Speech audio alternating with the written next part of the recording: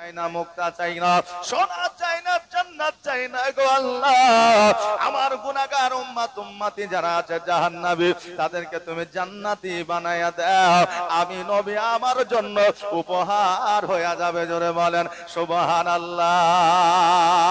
যেই নবী উম্মতি ছাড়া কিছু বোঝে না, সারা জীবন উম্মতির জন্য কাঁদলে, আপনার রওজা মুবারক উম্মতির জন্য কাঁদছে, কিয়ামতের দিন আমার নবী উম্মতির জন্য কাঁদবে রে বাবা। আজকে আমরা জগতের মধ্যে আমরা নবীকে ভালোবাসতে পারলাম না। একটা কথা বলে যায়, আমার নবীর চাইতে বেশি ভালো জগতের মধ্যে কেউ কাউকে বাঁচতে পারবে না। তোমার মতো এত ভালো, তোমার মতো এত ভালো কেউ তো আমায় বাসে না। তাই তো নবী আমি তোমার দিওয়ানা। জোরে বলেন সুবহানাল্লাহ। এটা আওয়াজ দিয়ে বলেন না ইয়া রাসূলুল্লাহ। নারে তাকবীর, নারে রিসালাত, মাসলাকে আলা হযরত। কবি কি বলছে? তোমার মতো এত ভালো, তোমার মতো এত ভালো কেউ তো আমায় বাসে না। তাই তো নবী আমি তোমার দিওয়ানা। তাই তো রাসূল আমি তোমার দিওয়ানা। তাই তো নবী আমি তোমার দিওয়ানা।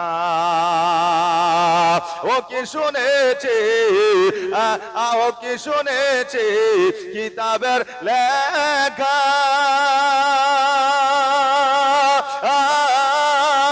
নবী ছাড়াই আমার জীবন ফাঁকা গো। জোরে বলেন না সুবহানাল্লাহ। একটু আস্তে করে বলেন না সুবহানাল্লাহ। একটু মনে মনে বলেন না সুবহানাল্লাহ। টাকা চেয়েছি, পয়সা চেয়েছি, ধন সম্পদ, শুধু বলছি সুবহানাল্লাহ বলেন। তো বলতে তো অসুবিধা নাই। এক জায়গায় বলছে হাত উঠিয়ে বলেন তো সুবহানাল্লাহ, বলছে হাত উঠিয়ে সুবহানাল্লাহ। আবার বলছে বলে হাত উঠিয়ে সুবহানাল্লাহ। একজনের বদলে যদি বলবি আমি হাত উঠাবো না, কথা বলবি কবার বলবি বল না, আর তুলবো না। তু কাজ যেন না হয়। কি বলছে? ও কি শুনেছি কিতাবের লেখা,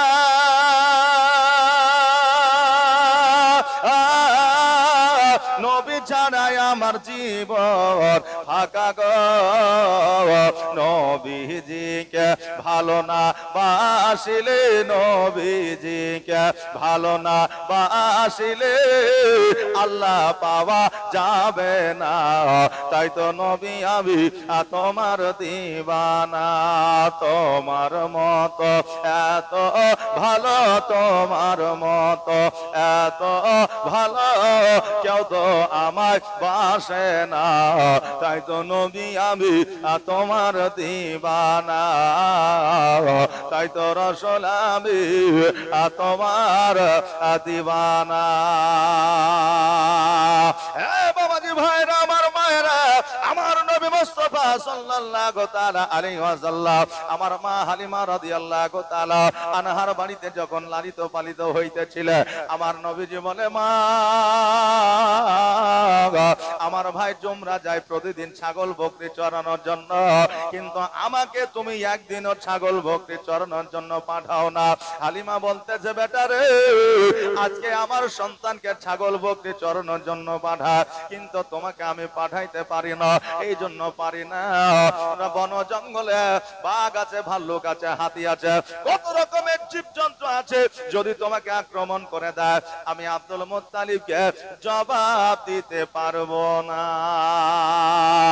আহারে, আমার নবী মুস্তাফা বলে, মা গো, পৃথিবীর মধ্যে এমন কোন জীবজন্তু না, পৃথিবীর মধ্যে এমন কোন পশু না যে আমাকে সে আক্রমণ করবে। হালিমা বলতেছে, বেটা শোনো, আজকে তোমাকে বলে যায়, তোমাকে কোন রকম ভাবে ওই বন জঙ্গলে ছাগল বকরি চরানোর জন্য পাঠানো সম্ভব নয়। আমি কোনোদিন তোমাকে পাঠাইতে পারবো না। আমার নবীজি রাত্রিবেলায় বিছানায় শুয়ে আছে, জুমরা আমার নবীজির কাছে শুইতেন। এবার জুমরাকে আমার নবীজি বলতেছে, জুমরা রে, বলো বলো, তোমাকে কি একাই ছাগল চড়াইতে যাইতে ভালো লাগে? তোমাকে কি একাই বন জঙ্গলে ভালো লাগে? যেমন এই কথা বলেছে, জুমরা দুই চোখ দিয়ে পানি ঝরে যায়। আমার নবীকে বলতেছে, ইয়া রাসূলুল্লাহ, একাই কি বন জঙ্গলে ভালো লাগে? একাই কি বন জঙ্গলে ছাগল চড়াইতে মন চায়? আমি কতদিন আমার মাকে বলেছি, মা গো, আমি একাই বন জঙ্গলে যাই, আমাকে বাঘের ভয় লাগে। আমি বন জঙ্গলে যাই, আমাকে জীবজন্তু ভয় লাগে। মা, আমার ভাই মোহাম্মদ সাল্লাল্লাহু তাআলা আলাইহি ওয়াসাল্লামকে যদি আমার সঙ্গে পাঠায় দাও গো মা, আমরা দুই ভাই একই সঙ্গে থাকিব, আমাদের কত ভালো লাগবে। কিন্তু মা কোনদিন পাঠাই না। মালিক, প্যান্ডেলওয়ালা মালিক, প্যান্ডেলের ফ্যান সব বন্ধ হয়ে গেছে। প্যান্ডেলওয়ালা মালিক, প্যান্ডেলের ফ্যান সব বন্ধ হয়ে গেছে, ফ্যানগুলো চালু করে দাও। আল্লাহুম্মা সাল্লি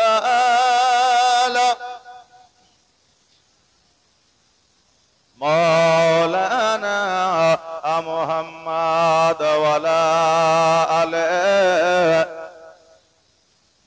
মাওলানা মুহাম্মাদ।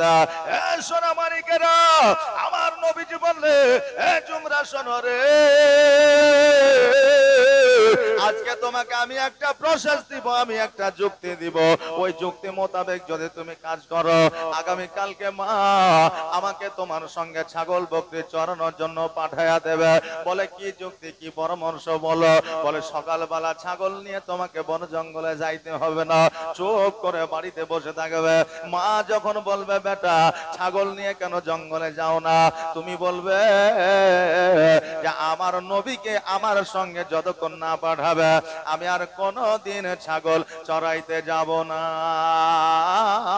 এই কথা বললে নিশ্চয় তোমার সঙ্গে আমাকে পাঠিয়ে দেবে। সকাল হয়েছে, জুমরা চুপ করে বসে আছে। হালিমা তোর সাদিয়া বলতেছে, বেটারে সকাল হয়ে গেল, বেলা হইতে চলেছে, ছাগলগুলো নিয়ে যাও না, কারণটা কি? জুমরা বলে, মা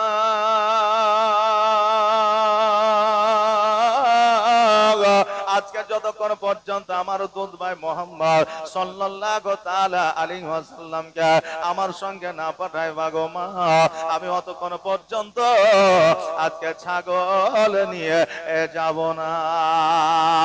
হালিমা চিন্তা করে, তাই তো গো, আগামী কালকে তো আমার নবী ছাগল চড়ানোর কথা বলতেছিল। রাত্রিবেলায় এরা নিশ্চয় আলোচনা করে নিয়েছে, রাত্রিবেলায় নিশ্চয় এরা কোন রকমের আপনার আলোচনা করেছে, এই জন্য আমাকে বলতেছে, অতএব মোহাম্মদকে যদি না পাঠায় জুমরা ছাগল চড়াইতে যাবে না। আর জুমরা যদি ছাগল চড়াইতে না যায়, ছাগলগুলো না খেয়ে থাকবে। আর আমাদের একমাত্র বিজনেস হলো ছাগল বকরি বন জঙ্গলে চড়ানো। এবার জুমরাকে বলে, জুমরা রে, আজকে তুমি মোহাম্মদকে ছাগল চড়াইতে নিয়ে যাবা, যদি খিদা লাগে কি খাওয়াইবা? জুমরা মিচকি হাসি দিয়া বলতেছে, মা গো, বন জঙ্গলে ফলের গাছ এমন একটা নাই যে গাছটা আমার চেনা নাই। জোরে বলেন সুবহানাল্লাহ। বলে যদি পিপাসা লাগে, বলে ছাগল বকরির দুগ্ধ পান করাইব, আমার অসুবিধা হতে পারে গো মা, কিন্তু আমার ভাইয়ের কোনো অসুবিধা হইতে দিব না। আহারে, ভাই কাকে বলে একবার দেখা, যেই ভাইয়ের সঙ্গে আপনারও এইরকম মহব্বত ছিল, আমারও ওই রকম মহব্বত ছিল। ভাই যদি ওষুধ লেগে পড়ে গেছে, আহারে জলদি করে ধরে বুকের মধ্যে জড়ায় ধরেছে, কপালে চুম্বন করেছে। ভাইকে যদি কেউ হাত লাগিয়েছে, তার হাতটাকে ভেঙে দিয়েছে। ভাইকে যদি কেউ গালি দিয়েছে, তাকে গালি দিয়ে ঘুরে এসেছে। ভাই একবেলা না খেয়ে থাকলে ভাইকে আমি খাইয়ে দিয়েছি। আর বিয়ের পরে যখন 10 বছর পার হয়েছে, এক ভাই অপর ভাইয়ের সঙ্গে কথা বলে না। এমনও ভাই আছে, ভাই মারা গেলে ভাইকে মাটি দিতে যাই না। আহারে, তুমি একবার ছোট্ট কালকে একবার স্মরণ করো, তোমাদের ভাই ভাই কত মেল ছিল, কত মহব্বত ছিল। এক ভাইকে না দেখলে আর এক ভাই রাতের বেলায় বিছানায় ঘুমায় নাই। দুই ভাই একই বিছানায় ঘুমিয়েছে, রাত্রি বেলায় ঝামেলা করেছে, সকাল বেলায় একই আপনার বিস্তারে একই আপনার জায়গায় বসে খাবার খেয়ে যায়, আজকে ওই ভাই ভাইয়ের মহব্বত কি মনে পড়ে না রে বাবা? ভাই ভাইয়ের জীবনে কোনোদিন দুশ্মনী করিয়েন না। বাবাজি ভাইরা, এবার জুমরা বলল, মা গো আমি কষ্ট করতে পারি মা, কিন্তু আমার ভাইকে কষ্ট দেব না। মা গো আমার সঙ্গে একবার তুমি পাঠাইয়া দাও। আমার হালিমা বলে, জুমরা যখন তুমি নিয়ে যেতে চাইছো যাও, কিন্তু দেখো ও কোনোদিন বন জঙ্গলে যায় না, রাস্তা চেনে না, পথ চেনে না, অতএব তুমি তাকে কখনো ছেড়ে দেবে না, সর্বদা সর্বক্ষণ তুমি তাকে নিয়ে সঙ্গে সঙ্গে রাখবে। জুমরা বলল, মা গো আমি সর্বদা সর্বক্ষণ কাছে কাছে নিয়ে থাকবো। এবার আমার নবী মুস্তাফা সাল্লাল্লাহু তাআলা আলাইহি ওয়াসাল্লামের কাছে খবরটা যেন পৌঁছায় গেল। মা রাজি হইয়া গেছে। আর যেমন এই কথা শুনেছে, দুই ভাই বাবা হাতটা আপনার মিটকে হাসি মারতেছে। এবার দুই ভাই ছাগল বকরি নিয়ে বন জঙ্গলে পৌঁছেছে। বন জঙ্গলে যখন পৌঁছে গেছে, এবার পৌঁছে যাওয়ার পরে সকল যত জীব জন্তু ছিল, বাঘ ভাল্লুক শিয়াল কুকুর বিড়াল সবাই আমার নবীকে যেন গোল করে ঘেরাও করে নিয়েছে। জুমরা চিন্তা করে, হায় গো আল্লাহ, এবার তো আর আমাদের বাঁচার কোনো উপায় না, কারণ বাঘের মুখ থেকে ফিরে আসা সম্ভব নয়। বাঘের মুখ থেকে কি ফিরে আসা সম্ভব বাবা? ফিরে আসা সম্ভব নয়। জুমরা বলে, আল্লাহ আজকে আর আমরা বাঁচবো না। এই বলে জুমরা যেন চোখটা বন্ধ করে নিয়ে যায়। দেখবেন যখন আপনার ওঝট লেগে যায়, দেখবেন যখন একটা বল এসে আপনাকে লাগে, দেখবেন যখন অ্যাক্সিডেন্ট ঘটে যায়, সবার আগে আপনার চোখটা বন্ধ হয়ে যায়, সবার আগে চোখটাকে আপনি বন্ধ করে দেন। জুমরা চোখটাকে বন্ধ করে নিয়েছে। যেমনই চোখটা বন্ধ করে নেওয়া, বাঘের আওয়াজ, শিয়ালের আওয়াজ, হাতির আওয়াজ যেন বন্ধ হয়ে গেছে। না জানে কি হলো, আমার ভাই মোহাম্মদকে খেয়ে ফেললো নাকি। এবার আস্তে আস্তে করে চোখটা খুলে যখন দেখছে, সকল জীব জন্তুরা একে একে আসিয়া আমার নবীর পায়ের তলে চুম্বন করেছে। জোরে বলে সুবহানাল্লাহ। ভাগ্যবতী মা গো তুমি, ও গো মা আমিনা, জোরে বলেন সুবহানাল্লাহ। আর ভাগ্যবতী মা গো তুমি, ও গো মা আমিনা, তোমার দোলালের নাই গতুলনা, তোমার দোলালের পায়ের ছোঁয়া কাবা ধন্য হয়ে যায়। 18,000 মাখলুকাত যার তাজিমে ঝুঁকে যায়। জোরে বলেন না সুবহানাল্লাহ। 18,000 মাখলুকাত যার তাজিমে ঝুঁকে যায়। এতিম হয়ে আসিলেন ধরা, মরণ দয়াময়, জন্ম নিয়ে কান্দিলেন তিনি উম্মতের মায়ায়, জন্ম নিয়ে কান্দিলেন তিনি উম্মতের মায়ায়। আল্লাহুম্মা সাল্লি আলা সাইয়্যিদিনা মাওলানা মুহাম্মদ ওয়া আলা আলি সাইয়্যিদিনা মাওলানা মুহাম্মদ। হ্যাঁ বাবাজি ভাইরা, আমার নবী মুস্তাফা সাল্লাল্লাহু তাআলা আলাইহি ওয়াসাল্লামের পায়ে যেন সকল জীবজন্তুরা চুম্বন করতেছে। তোমরা যেন দেখে যেন বাবা হতভম্ব হয়ে গেছে, অবাক হয়ে গেছে। আল্লাহ গো, আমি নতুন কিছু অলৌকিক ঘটনা দেখতে আছি। এইভাবে জুমরাকে নিয়ে আমার নবী যে ছাগল বকরি চড়াইতে আরম্ভ করলে, হঠাৎ করে একদিন মুখ ভরা দাড়ি, মাথায় পাগড়ি, গায়ে জুব্বা, আমার নবীজের দুইজনে যেন দুই ডানা ধরে পাহাড়ের দিকে নিয়ে যাচ্ছে। এই দিকে জুমরা পেছনে পেছনে যেন যাইতেছে। এবার হঠাৎ করে দেখছে যেন আমার নবীজিকে পাহাড়ের উপরে শোয়া দিয়েছে, আর পাহাড়ের উপরে শোয়া দেওয়ার পরে গলা থেকে যেন নাভি পর্যন্ত কেটে দিয়েছে, আর ভিতর থেকে নাড়ি বুড়ি কলজা ফেসকা গুলো যেন বাহির করে একটা পাত্রের উপরে রেখে দিয়েছে। জোরে বলেন সুবহানাল্লাহ। জুমরা চিন্তা করে, আল্লাহ গো, আমার ভাই আর বেঁচে নাই, আমার ভাইকে আর পাওয়া যাবে না। জলদি করে বাড়িতে গেলে, বাড়িতে যাওয়ার পরে মা হালিমা তোর সাদিয়া রাদিয়াল্লাহু তাআলা আনহাকে বলতেছে, মা, আমার দুধ ভাই মোহাম্মদ সাল্লাল্লাহু তাআলা আলাইহি ওয়াসাল্লাম আর বেঁচে নাই গো মা, এতক্ষণ হয়তো জগৎ থেকে বিদায় নিয়ে নিয়েছে। মা জলদি করে চলো, আমার ভাইকে দুইজন মানুষ এসে কেটে দিয়েছে। এবার যেমন এই কথা শুনেছে রে বাবা, হালিমা যেন ছুটতে আরম্ভ করেছে। ছুটতে ছুটতে যাইয়া লক্ষ্য করে দেখছে যেন পাহাড়ের উপরে একটা পাথরের উপরে যেন আমার নবী বসে আছে। জোরে বলেন সুবহানাল্লাহ। হালিমা জলদি করে যাইয়া আমার নবীকে বুকের মধ্যে জড়ায়া ধরে বলে, বেটারে, দুইজন বান্দা নাকি তোমার গলা থেকে নাভি পর্যন্ত কেটে দিয়েছিল, আর ভিতর থেকে সমস্ত নারী বুড়ি গুলো নাকু বের করে নিয়েছিল। আমার নবী বললে, হা গো মা, এটা সিনা চাক করা হয়েছিল, আমার সমস্ত জিনিসপত্র ভিতরের মধ্যে কার পরিষ্কার করে দেওয়া হয়েছিল। মা, তুমি চিন্তা করিও না, চিন্তা করিও না, আমি ভালো আছি, সুস্থ আছি, আমার কোনো অসুবিধা নাই। হালিমা বলতেছ, বেটা শোনো, আজকে তোমার গলা থেকে যে নাভি পর্যন্ত কাটা হয়েছিল, আমি একবার দাগটা দেখতে যাই, আমি একবার গা কানা দেখতে যাই।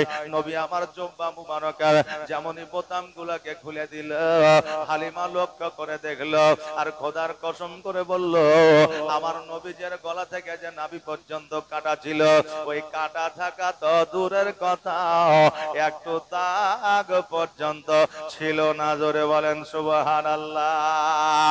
এ কেমন বিজ্ঞান ছিল রে বাবা, এ কেমন ডাক্তার ছিল যে সঙ্গে সঙ্গে কাটা দাগ পর্যন্ত মিশায় দিল।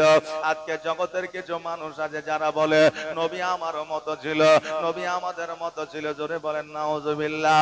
বাবারে, আমি বিভেদ লাগানোর জন্য আসি নাই, কিন্তু একটা কথা আপনাদেরকে বলে যায়, নবীর সাথে তুলনা কারো হবে না, হবে না। নবীর সঙ্গে তুলনা হয়নি, কিয়ামত পর্যন্ত হবে না। নবী আমার আলা, নবীর সঙ্গে হবে না কারো তুলনা। আর নবীর মতো কেউ জগতে আসে না, কিয়ামত পর্যন্ত কেউ আসবে না।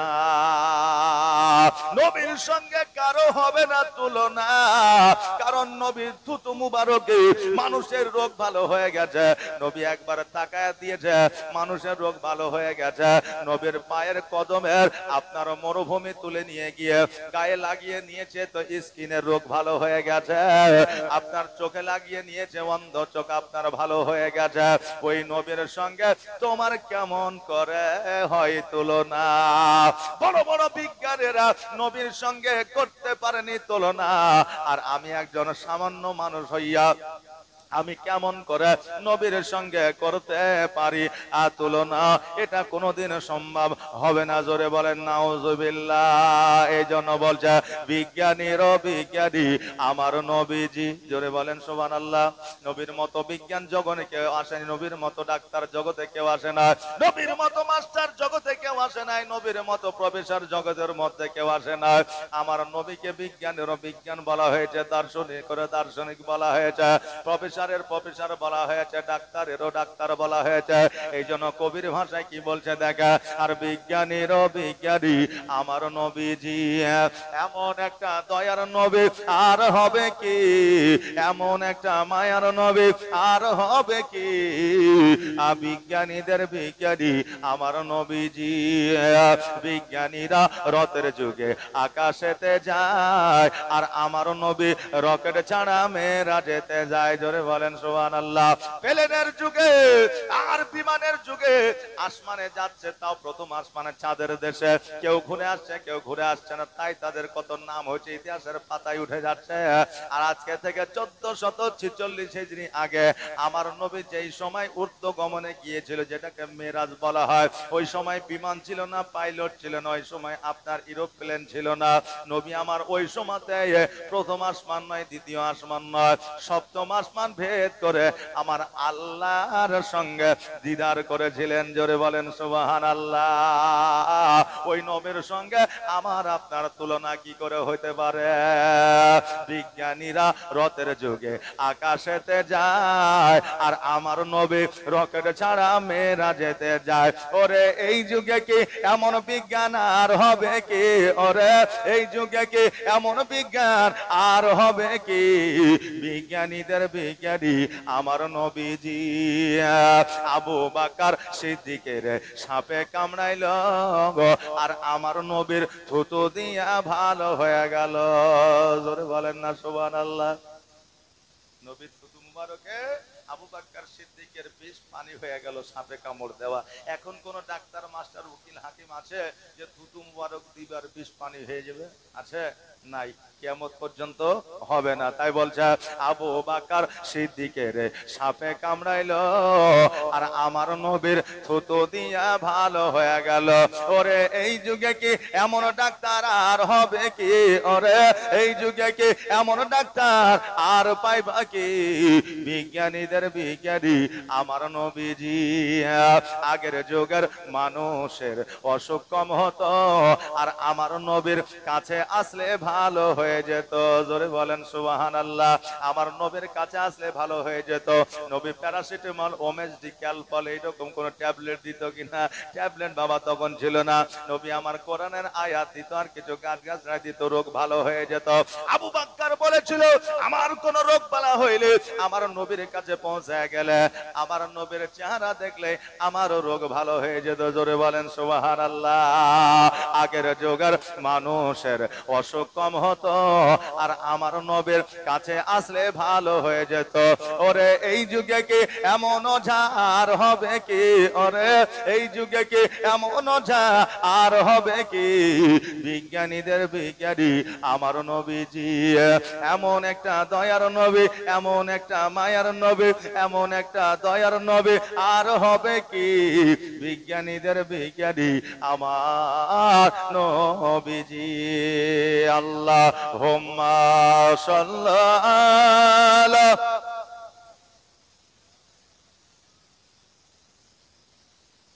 মুহাম্মাদ ওয়া আলা আলি সাইয়্যিদিনা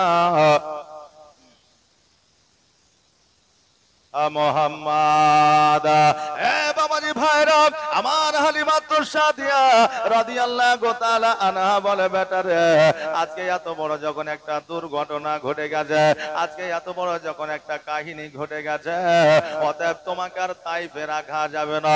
যদি তোমার কিছু হয়ে যায়, যদি তোমার কোনো বিপদ আপদ ঘটে যায়, আমি আব্দুল মুত্তালিব মা আমিনাকে জবাব দিতে পারবো না।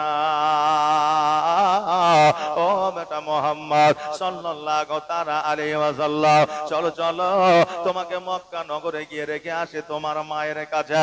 বাড়িতে নিয়ে আসলেন, গোসল বানায়া দিলেন, সুরমা পরায়া দিলেন, জুব্বা পরায়া দিলেন, আর পাগড়ি বাঁধিয়া দিলেন।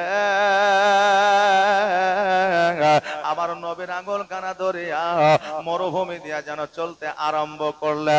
তখন বাবা টোটো ছিল না, অটো ছিল না, তখন বাবা কার ছিল না, তখন বাইক ছিল না, তখন সাইকেল ছিল না, তখন একমাত্র পথ চলার একটা আপনার যানবাহন ছিল, সেটা ছিল উট আর আপনার ঘোড়া। ঘোড়া কিন্তু মরুভূমিতে অত চলতে পারতো না, আর উট চলতে পারতো, কিন্তু উট আর ঘোড়া সবার দ্বারা পোষা সম্ভব ছিল না, কারণ নিজেরাই খেতে পাইতো না। উট ঘোড়াকে কি খাইতে দেবে? যাদের সম্পদ অধিক ছিল তারা একমাত্র উট ঘোড়া পুষতে পারতো। হালিমা রাদিয়াল্লাহু তাআলা আনহা আমার নবীজির আঙ্গুল কানা ধরিয়া টুকটুক করে যেন মরুভূমি দিয়া চলতে আরম্ভ করে যায়। মিডল পথে যখন চলে গেছে, মধ্য পথে যখন চলে গেছে, মধ্য রাস্তায় যখন চলে গেছে, হালিমা বলতেছে বেটা রে আসো আসো, আমরা এই জায়গায় একটু আরাম করে নি, একটু বিশ্রাম করে নি। আজকে এই জায়গায় বিশ্রাম করে নামার পরে আবার পুরোনায় মক্কার দিকে রওনা হয়ে যাব। এবার বেরাদার আমার হালিমা একটা গাছে হিলান দিয়ে আমার নবীজিকে লইয়া যেন বাবা আরাম করতে আছে, আর চোখটাকে বন্ধ করে নিয়েছে, আর যেমন চোখটা বন্ধ করে নেওয়া যেমন যেন বাবা একটু ঘুম চলে এসেছে। আমার নবী ডান দিকে তাকায়া, বাম দিকে তাকায়া, সামনের দিকে তাকায়া দেখে যেন সারা মরুভূমির ওপরে একটা যেন বাড়ি আছে, আর ওই বাড়ির আশপাশে কোনো লোক দেখা যায় না। নবী আমার 5 বছর 6 মাসের 5 বছর 6 মাসের সন্তান। নবী আমার চিন্তা করে আল্লাহ গো, এই ঘরের মধ্যে কি আছে আমি নবী নিজে গিয়া দেখব। নবী গোটে গোটে পায়ে যাইয়া ওই ঘরের দরওয়াজায় যেমনই বাবা হাত দেবে, অমনি যেন দরওয়াজাটা খুলে গেছে।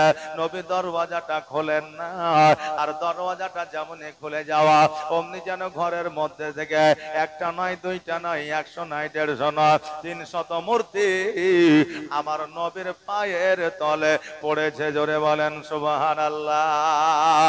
সঙ্গে সঙ্গে একজন পুরোহিত আসিয়া আমার নবীজির হাত কানা ধরেছে আর বলতেছে বাচ্চা রে, আজকে আমাদের মূর্তি পূজা গুলো কেন তুমি ভাঙলে?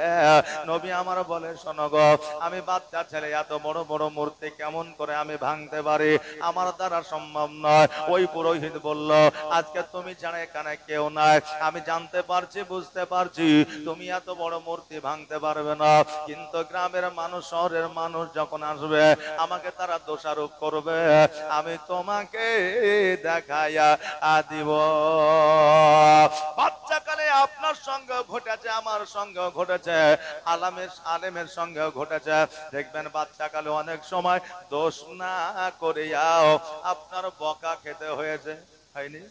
আসলে দোষ করিনি, কিন্তু এই কাজটা করলি কেন, এখানে গেলি কেন, এটা হয় বাচ্চাকালে। দোষ না করেও বকা শুনতে হয়। বাপ মা বা অন্য কেউ জানেও যে ছেলেটার দোষ নাই, তাও বকে দিয়েছে, কারণ ও এইভাবে বকেছে যাতে পরবর্তীতে ওই ভুলটা না করে। কথা বুঝলেন না?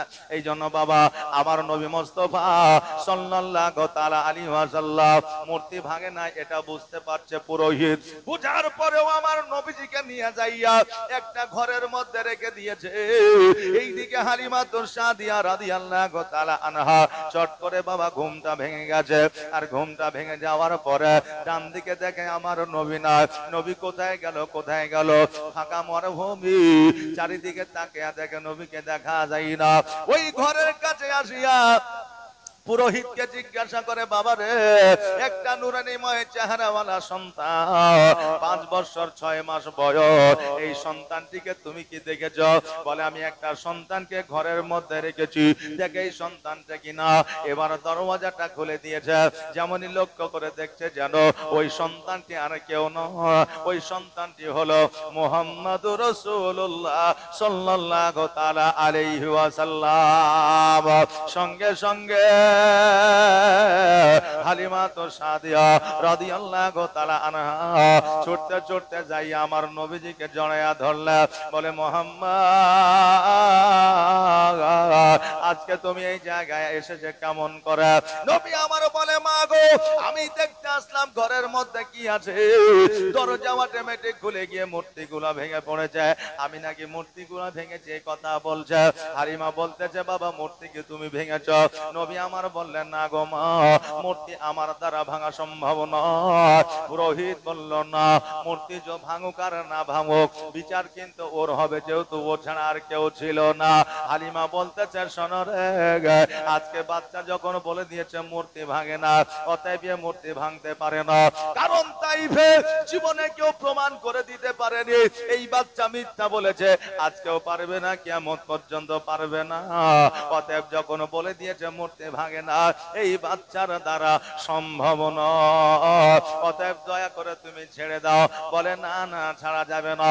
হালিমা বললে শোনো গো, আজকে যদি এই বাচ্চাটিকে না ছেড়ে দাও, আমি মক্কা নগরে আমি আব্দুল মুত্তালিবকে জবাব দিতে পারবো না। আহারে বাবা, যেমন এই কথা বলেছে, ওই পুরোহিত বলছে নামখানা কি বললা? বলে আব্দুল মুত্তালিব। বলে বাচ্চার নাম কি? মোহাম্মদ। বলে হ্যাঁ। বলে বাচ্চার বাপের নাম কি? আব্দুল্লাহ। বলে হ্যাঁ। বলে বাচ্চার মায়ের নাম কি? আমিনা। বলে হ্যাঁ। বলে বাচ্চার নানার নাম কি? আব্দুল ওয়াহাব জোহরি। বলে হ্যাঁ। এই বাচ্চার বাড়ি কি মক্কা নগরে? বলে হ্যাঁ। এর দাদু কি কাবা ঘরের মুতাওয়াল্লি? বলে হ্যাঁ।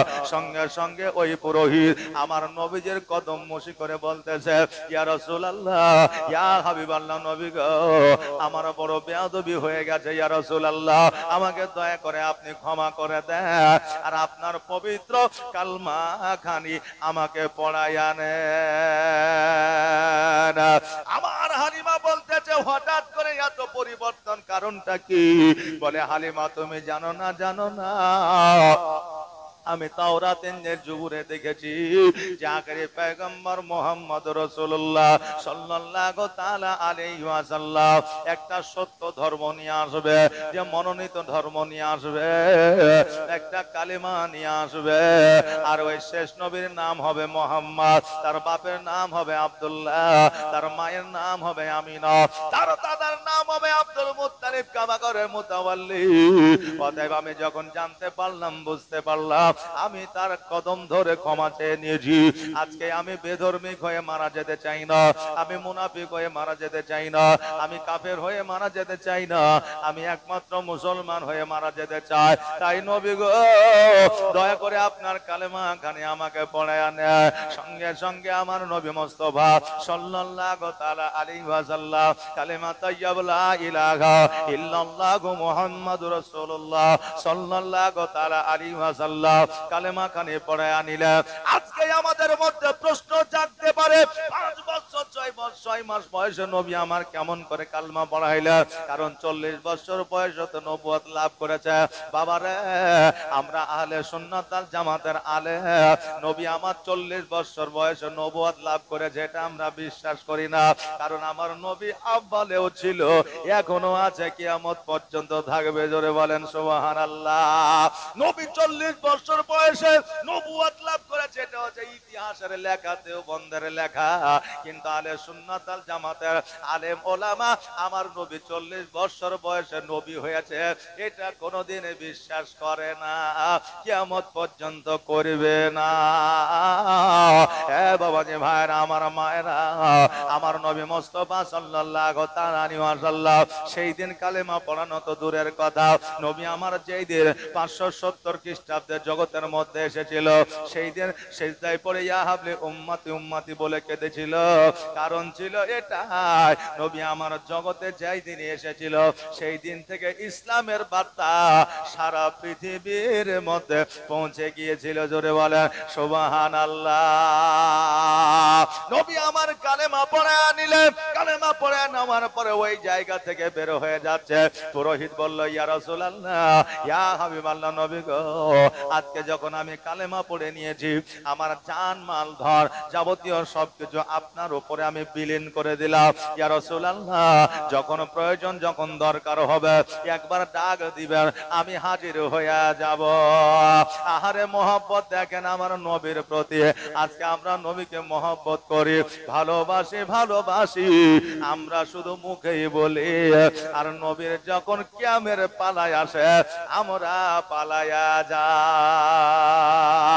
এই জন্য বাবা, জগতের মধ্যে আপনি যাকে ভালোবাসেন না কেন, কবরে আপনি কাউকে পাবেন না, একমাত্র আমার নবীকে কবরে পাইবে। এই জন্য যদি ভালোবাসতে হয়, আমার নবীকে ভালোবাসেন।